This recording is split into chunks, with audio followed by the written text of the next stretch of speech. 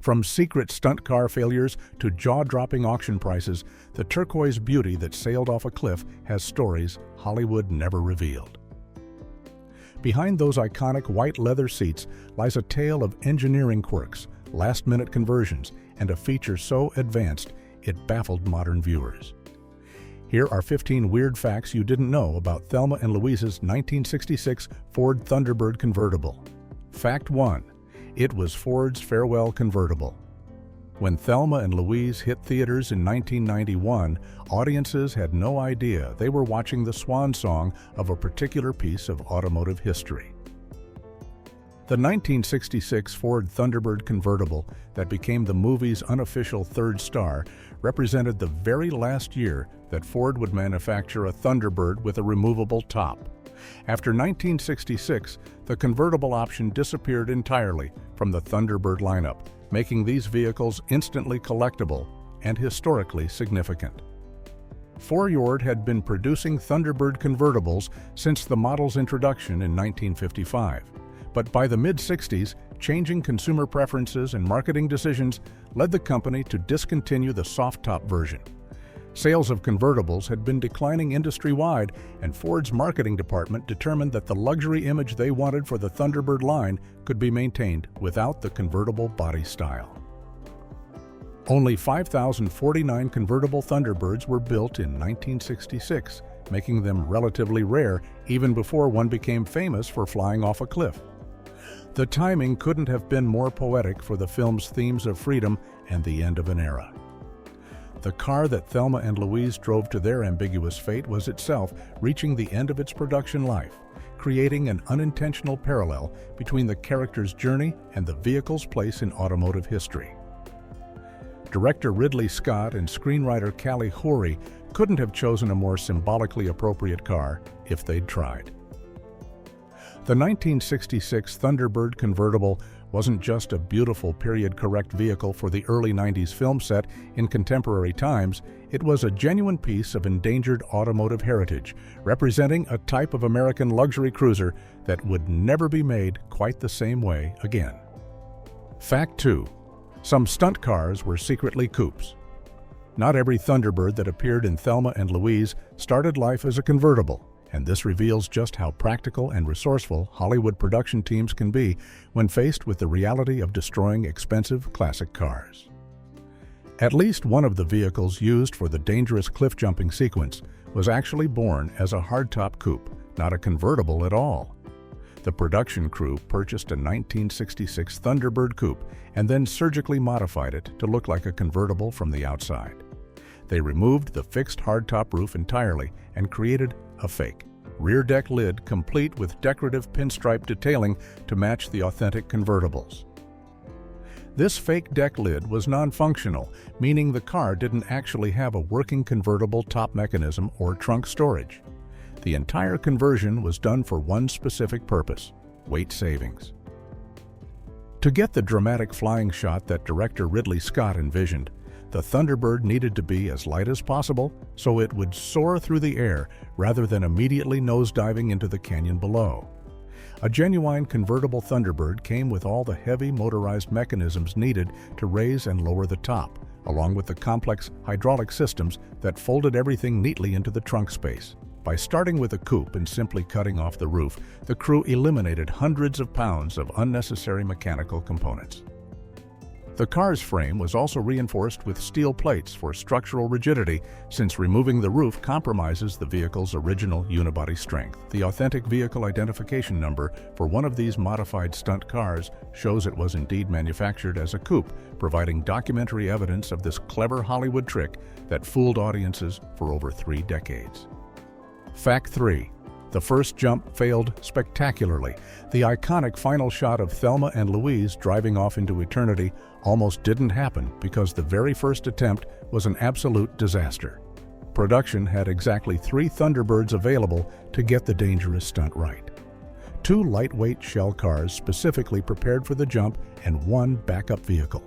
The pressure was enormous because these were irreplaceable classic cars, and the production budget didn't allow for endless attempts. The crew spent hours meticulously rigging elaborate ramps and steel cables at the cliff edge, calculating angles and velocities to achieve the perfect airborne trajectory that would look dramatic on film. When cameras rolled on the first take, something went wrong almost immediately. Instead of launching straight and level into the air like a majestic bird, the Thunderbird went off the ramp at a crooked angle. The car immediately began tumbling rather than flying, and one crew member memorably described the failed stunt by saying the car fell like a turkey, which perfectly captures the ungraceful, awkward, tumbling descent that was the opposite of what director Ridley Scott needed. This was a catastrophic failure because it meant they just destroyed one of their 3 precious stunt cars and gotten completely unusable footage in return. The production team had to quickly regroup, analyze what went wrong with the ramp setup, and make adjustments before attempting the stunt again. The failure added enormous tension to the second attempt because everyone knew they were down to just 2 remaining vehicles and couldn't afford another mistake. The failed first jump has become a piece of Hollywood legend, though the footage has rarely been seen publicly, as it represents one of those high-stakes moments where movie magic almost didn't happen at all. Fact 4. The perfect take happened on attempt 2. After the devastating failure of the first cliff jump, the production team found themselves in a high-pressure situation that could have derailed the entire film's iconic ending.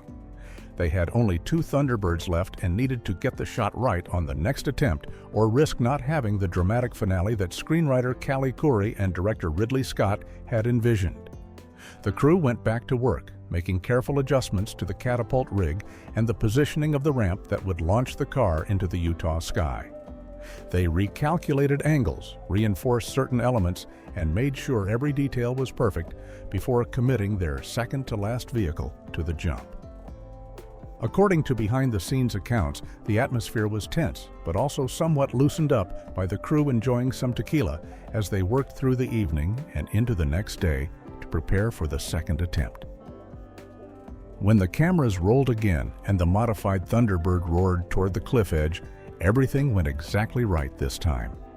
The car launched cleanly, achieving the perfect nose-up angle that made it appear to be flying rather than falling. The vehicle soared through the air in that unforgettable freeze-frame moment that would become one of cinema's most iconic images. Incredibly, this successful take was captured in just 45 minutes of actual filming time once everything was properly set up and ready to go.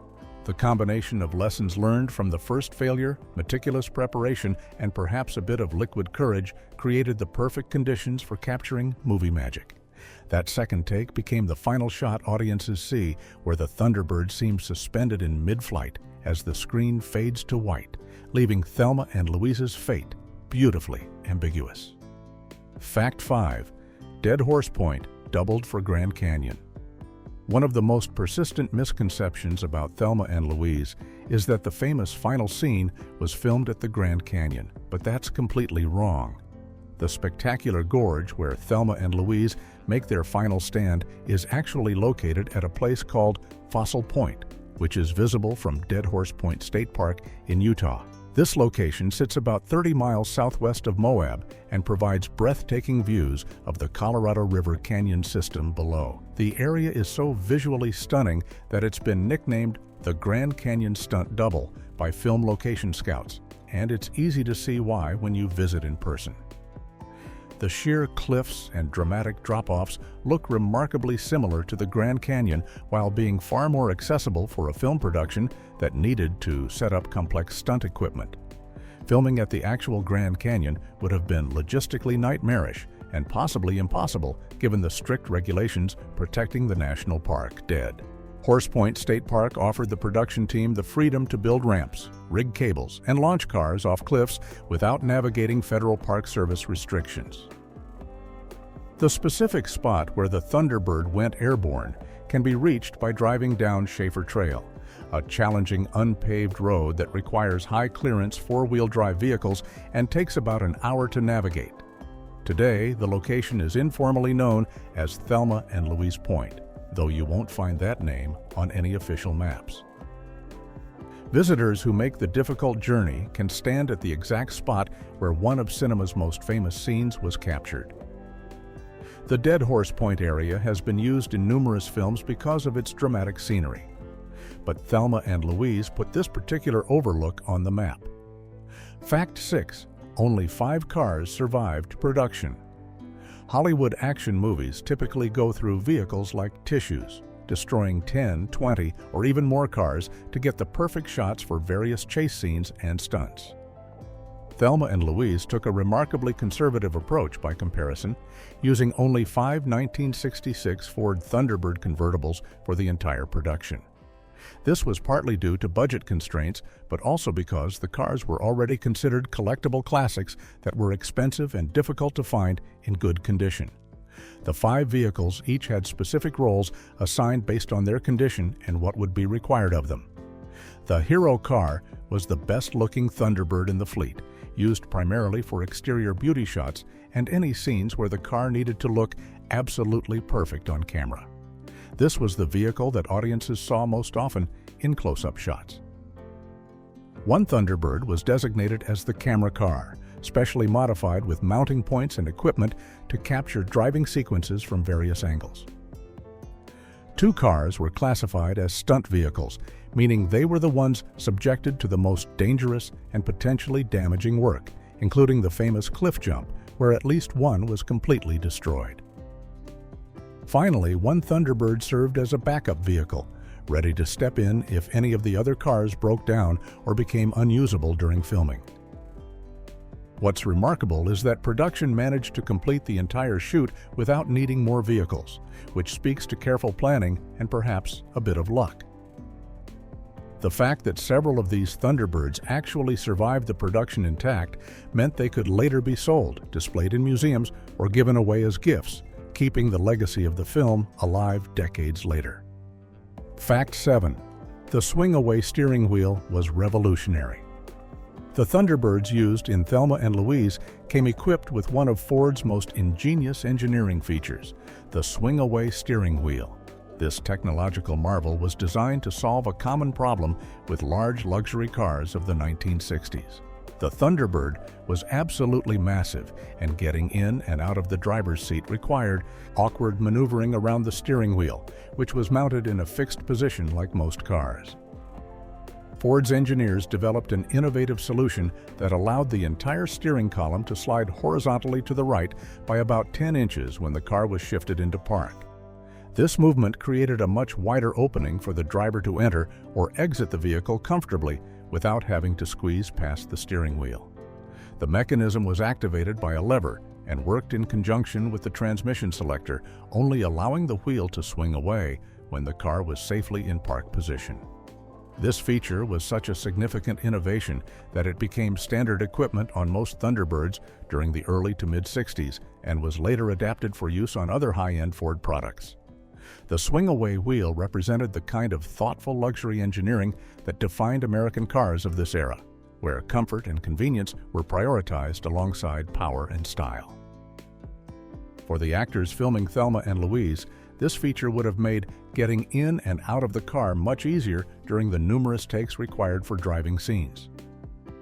The steering wheel mechanism has become a beloved feature among vintage Thunderbird collectors today, though it does require occasional maintenance and adjustment to keep working properly.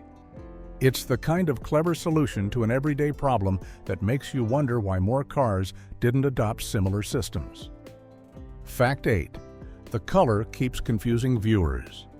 If you've ever argued with someone about what color the Thelma and Louise Thunderbird actually was, you're not alone, because this has been a point of confusion for over 3 decades.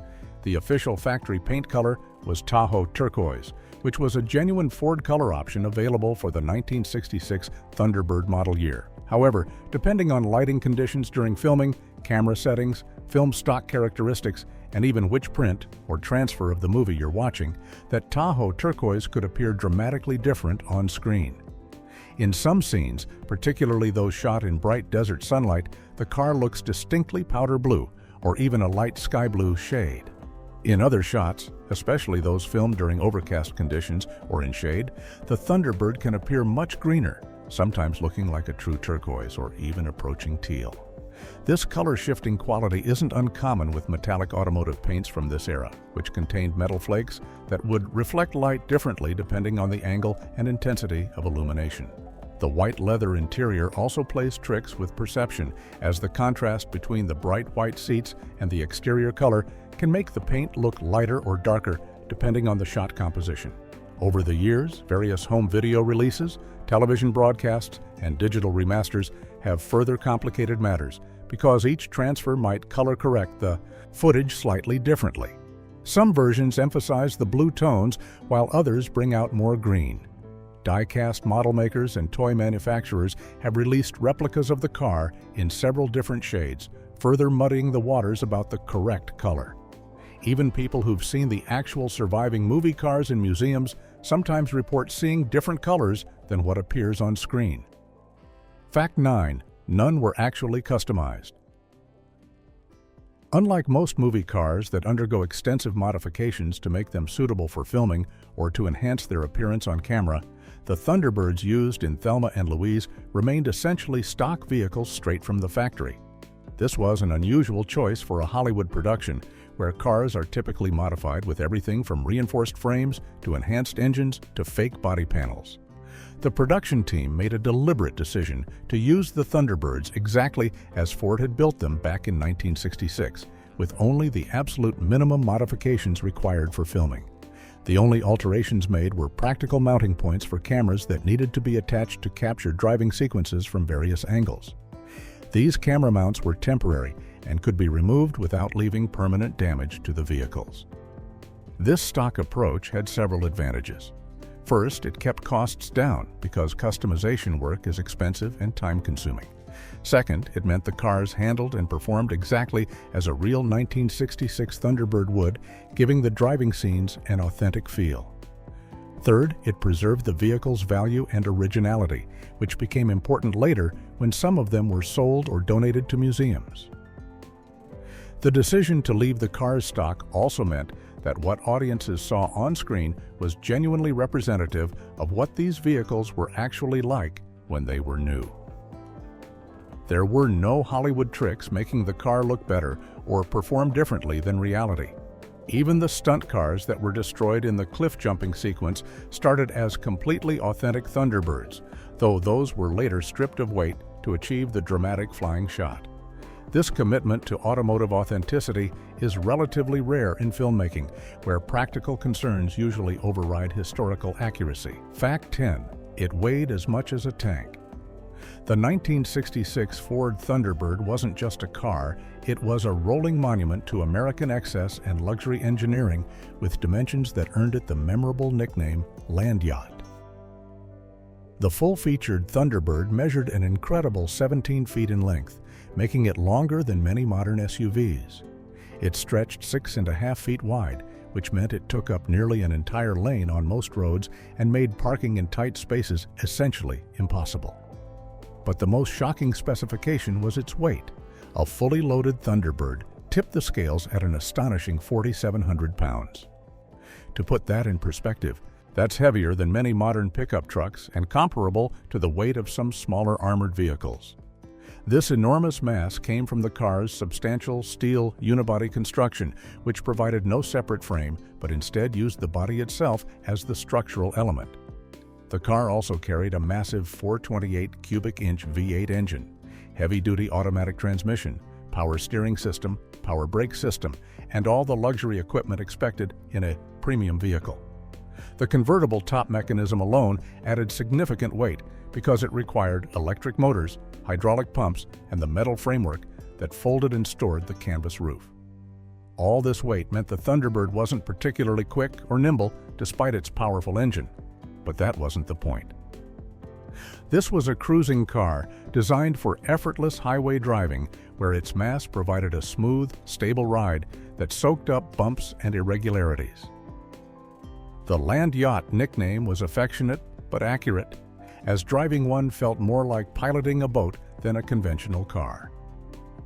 For the actresses filming Thelma and Louise, handling this massive vehicle required real skill, and both Susan Sarandon and Geena Davis did much of their own driving during production. Fact 11. Brad Pitt signed the armrest. One of the hero Thunderbirds used in Thelma and Louise became an especially valuable piece of Hollywood memorabilia, thanks to the signatures it collected from cast members during and after production. Brad Pitt, who played the charming drifter J.D. in what was essentially his breakout film role, signed his autograph on the car's rear seat armrest. Meanwhile, Geena Davis, who starred as Thelma, signed her name on the sun visor on the driver's side. These weren't formal signing sessions arranged by collectors, but rather spontaneous moments when cast members left their mark on the vehicle that had become such an integral part of the film. The placement of Pitt's signature on the armrest is particularly fitting, given that his character spent significant time in the back seat of the Thunderbird during the film. The signatures add enormous value to an already collectible vehicle because they provide authentication that this specific car appeared in the production and was handled by the actors themselves. Both signatures have been photographed and documented extensively, providing chain of custody evidence that helps establish the car's provenance. When the car was eventually sold at auction, these signatures were prominently featured in the marketing materials and documentation that accompanied the vehicle. For Pitt, who went on to become one of Hollywood's biggest stars, his $6,000 paycheck for Thelma and Louise and his signature on the armrest represent a snapshot of his career at a pivotal moment before superstardom. For collectors, having both stars' signatures on different parts of the car makes it twice as valuable and creates a tangible connection to the film that goes beyond simply owning a movie prop. Fact at 12. The auction price tripled normal value. When one of the screen-used Thunderbirds from Thelma and Louise hit the auction block at Barrett-Jackson's Scottsdale event in January 2008, it demonstrated just how much Hollywood provenance can inflate a classic car's value. The turquoise convertible, complete with its white leather interior, new white convertible top, and full documentation from MGM Studios, sold for $65,000. To understand how remarkable that price was, you need to know that a comparable 1966 Thunderbird Convertible in similar condition but without movie history typically sold for around $20,000 to $25,000 at that time. The Thelma and Louise car commanded roughly triple the normal market value purely because of its connection to the film. The auction listing emphasized that this was the hero car that Susan Sarandon and Geena Davis drove throughout the movie, right up to the edge of the Grand Canyon in the final scene, though of course this car didn't actually go over the cliff. The vehicle came with letters of authenticity from MGM, photographs of Brad Pitt signing the armrest, pictures of Geena Davis signing the sun visor, and extensive documentation tracing its ownership history from the studio to the seller. This was described as the first time the car had been offered for public sale since being purchased from Metro MGM Movies back in 1991 after filming wrapped. The Barrett-Jackson auction attracted serious bidders who understood they weren't just buying a vintage car, but a piece of cinematic history. The $65,000 final price reflected the film's enduring cultural impact and the car's status as one of the most recognizable vehicles in movie history. Fact at 13. Ridley Scott gave most away. What happened to the surviving Thunderbirds after filming, wrapped on Thelma and Louise, reveals an interesting glimpse into how directors sometimes handle movie props and vehicles that hold sentimental value. According to Susan Sarandon, who confirmed the story at a 30th anniversary reunion event in 2021, director Ridley Scott made an unusual decision with most of the Thunderbirds that survived production. Rather than selling them back to collectors, auctioning them off, or donating them to museums, Scott kept several of the cars and gave them away to his sons as personal gifts. This was a surprisingly generous and sentimental gesture from a director known more for his visual perfectionism than his sentimentality. The Thunderbirds represented not just valuable classic cars, but vehicles that had been central to creating one of the most iconic endings in cinema history. By giving them to his sons, Scott ensured the cars would remain within his family rather than being scattered to unknown buyers around the world. The exact number of cars Scott kept isn't definitively documented, but Sarandon's comments suggest it was most of the surviving vehicles, which would mean at least 2 or 3 of the 5 original cars. This private family ownership meant that several of the Thelma and Louise Thunderbirds essentially disappeared from public view for decades, becoming the automotive equivalent of private art collections. It's unknown whether Scott's sons still own these vehicles or what condition they're in today. The decision does raise interesting questions about whether movie props belong in museums for public enjoyment or whether filmmakers have the right to keep them as personal mementos of their work. Fact 14. 1 Lives at Petersen Museum. While most of the Thelma and Louise Thunderbirds vanished into private hands or were destroyed during filming, at least one of the hero cars found a permanent public home at the prestigious Petersen Automotive Museum in Los Angeles, California. This particular vehicle is one of the primary cars that appeared in close-up shots throughout the film and was used for scenes requiring the Thunderbird to look its absolute best on camera. What makes this museum car especially valuable is that it bears signatures from multiple cast members, not just Brad Pitt and Geena Davis, but others who worked on the production as well. The Petersen Museum acquired the car specifically because of its significance to automotive history and film history, recognizing that the Thunderbird had become an icon that transcended its role as mere transportation. The museum frequently features the car in its Cars of Film and Television gallery, where it's displayed alongside other famous movie vehicles like the DeLorean from Back to the Future and various Batmobiles. Interestingly, the Thelma and Louise Thunderbird sits in the collection near another significant piece of Thunderbird history, the 1 millionth Thunderbird to roll off Ford's assembly line, which is also on permanent display. This proximity creates an unintentional but poignant juxtaposition between Ford's celebration of Thunderbird production milestones and the car that came to represent the convertible's final chapter. The museum's Thunderbird has been loaned out occasionally for special events, including the film's 30th anniversary reunion in 2021, where Susan Sarandon and Geena Davis posed with it and recreated their famous kiss for photographers. For movie fans and car enthusiasts, seeing the actual screen-used vehicle in person provides a tangible connection to the film. Fact 15. The engine was optional powerhouse.